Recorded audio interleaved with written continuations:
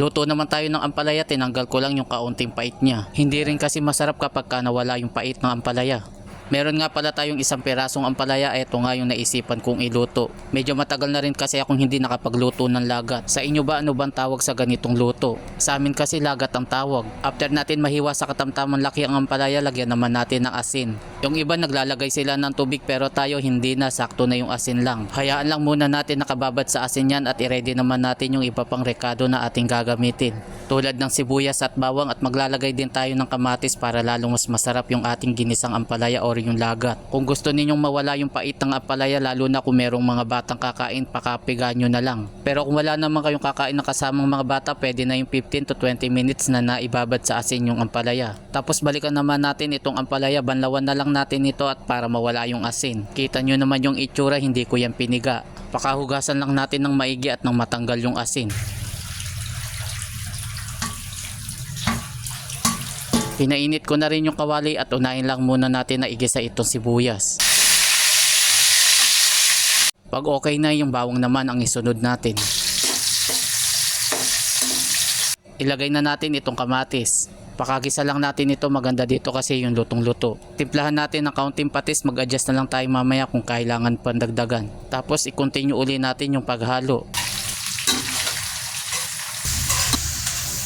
Kapag luto na, durugin lang natin ito. Nakakatulong kasi ito na lalong lumabas yung lasa at katas. At ilagay na rin natin yung ampalaya at saka natin ito uli haluin. Hindi na yan papait kahit halu-haluin mo pa yan.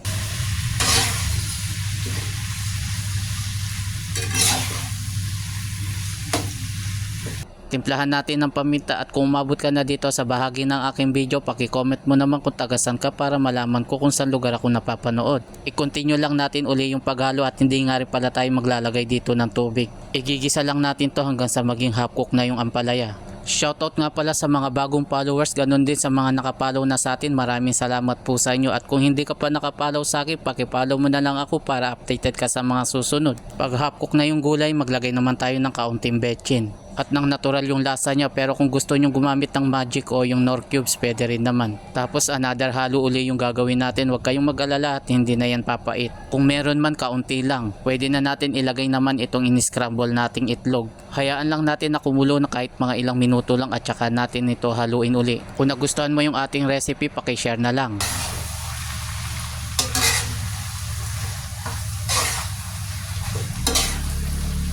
At syempre, huwag nating kalimutan tikman kung sakto na ba yung alat niya, at kung hindi pa, tsaka na lang tayo magdadagdag.